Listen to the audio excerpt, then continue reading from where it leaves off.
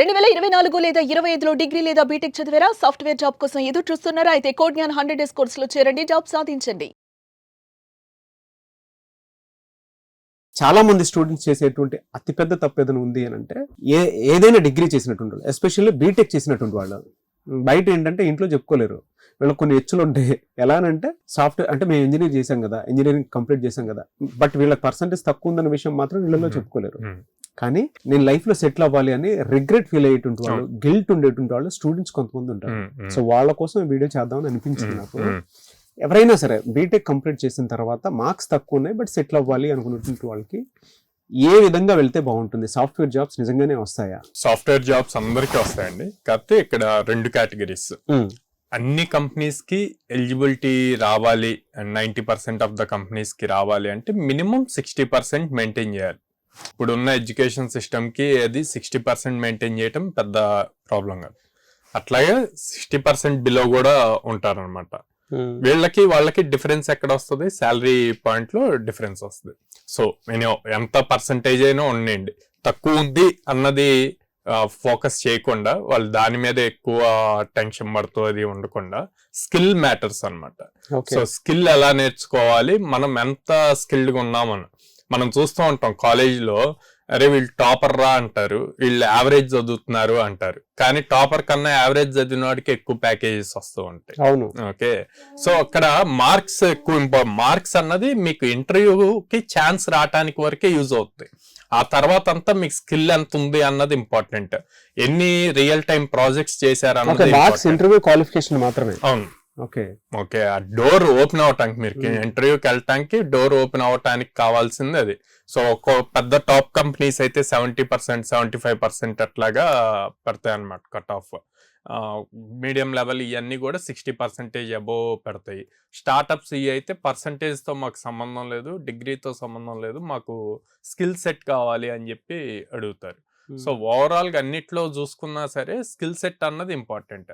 ఆ స్కిల్ ఎలా నేర్చుకుంటున్నాం అన్నది ఇంపార్టెంట్. బేసిక్గా ఫ్రెషర్స్ ఎలా ఉంటారు అంటే, ఇవాళ పైథాన్ నేర్చుకుంటున్నారు అనుకోండి, 1 month తర్వాత ఏదో ఒక యూట్యూబ్ వీడియో కానీ లేకపోతే ఎవరో ఫ్రెండ్ చెప్పారు అని చెప్పి మళ్ళీ సైబర్ సెక్యూరిటీకి వెళ్తారు, మళ్ళీ ఆ తర్వాత మళ్ళీ టెస్టింగ్, ఇట్లాగా చేంజ్ అవుతూ ఉంటుంది. అట్లా కాకుండా కాన్స్టెంట్గా ఒక్కదాని మీద ఫోకస్ చేసి ఒక 6 months ప్రాపర్గా స్కిల్ నేర్చుకుంటే కనుక జాబ్ క్రాక్ చేయటం ఈజీ అవుతుంది అనమాట. 6 months ఫోకస్ చేయాలి. అవును, డైలీ 4 hours లెక్క.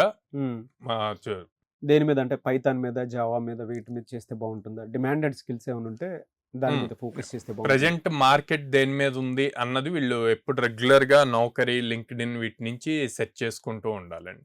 సో అలా సెర్చ్ చేసేటప్పుడు కూడా మల్టిపుల్ థింగ్స్ కనిపిస్తాయి. సో అసలు ఫస్ట్ వీళ్ళు ఫోకస్ చేయాలి, 6 months దాని మీద కూర్చోవాలంటే వీళ్ళకి ఇంట్రెస్ట్ రావాలి.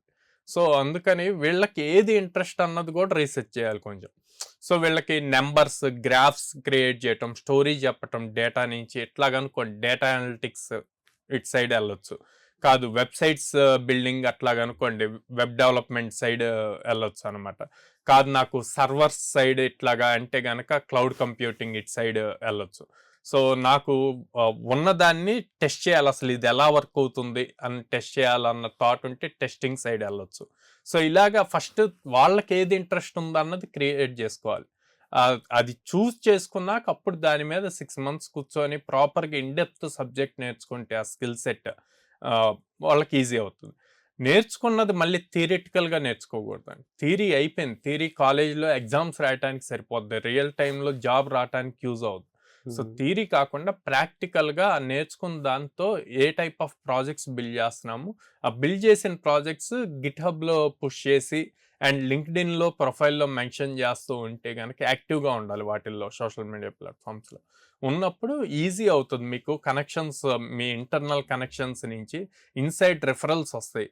ఓకే వీడికి ఇవ్వచ్చు, వీడి దగ్గర స్కిల్ ఉంది, ఈజీగా జాబ్ క్రాక్ చేయగలుగుతాడు అన్న నమ్మకం కనుక క్రియేట్ చేస్తే చాలా ఆపర్చునిటీస్ వస్తాయి అన్నమాట. స్కిల్ ఉంటే సరిపోతుంది, మార్క్స్తో సంబంధం లేదు. అది కూడా మీరు 6 months ప్రాపర్గా కనుక దానికి నేర్చుకుంటేనే. ఎలా సరే ఈ 6 months నేర్చుకోవాలి అని అంటే మీ దగ్గర ప్రాసెస్ ఉంటుందా?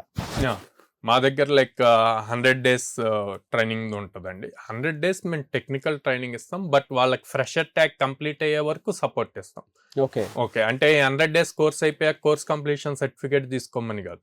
వాళ్ళకి జాబ్ వచ్చే వరకు, ఆ ఫ్రెషర్ ట్యాగ్ అయ్యే వరకు మా సపోర్ట్ ఉంటుంది. రెగ్యులర్గా వచ్చి ప్రాక్టీస్ సెషన్స్ అటెండ్ అవుతూ, ఎగ్జామ్స్ అటెంప్ట్ చేస్తూ ఇంప్రూవ్ అవుతూ ఉండొచ్చు అనమాట ఎవ్రీడే. ఓకే. మీ దగ్గర ఆల్మోస్ట్ అంటే ప్రాసెస్ అంతా ఏ విధంగా ఉంటుంది? ఒక స్టూడెంట్ మీ దగ్గర జాయిన్ అయితే ఎలాంటి బెనిఫిట్స్ అండ్ ఆపర్చునిటీస్ ఇస్తారు? సో మా దగ్గర బేసిక్గా కోర్స్కి ఛార్జ్ చేస్తామండి. 100 డేస్ కోర్స్ ఏదైతే ఉంటుందో దానికి ఛార్జ్ చేస్తాం. ప్లేస్మెంట్స్ అన్నది ఫ్రీ.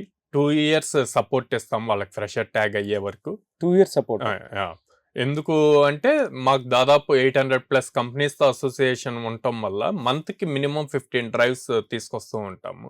సో ఇది స్టూడెంట్కి బెనిఫిట్ అవుతుంది, ఒక కంపెనీ కాకపోతే ఇంకో కంపెనీ ట్రై చేయడానికి అనమాట.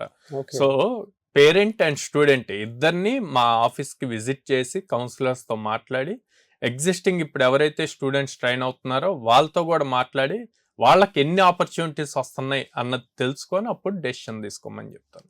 ఈఎంఐ ఆప్షన్ ఉందండి? ఈఎంఐ ఆప్షన్ ఉందండి. సో 2 years ప్లేస్మెంట్స్ అయితే రెగ్యులర్ గానే చూపిస్తారు మీరు. వన్స్ జాయిన్ అయితే ఉద్యోగాలు వచ్చేంత వరకు ఇక్కడ వాళ్ళు ట్రైన్ అవ్వచ్చు, సపోర్ట్ ఉంటుంది.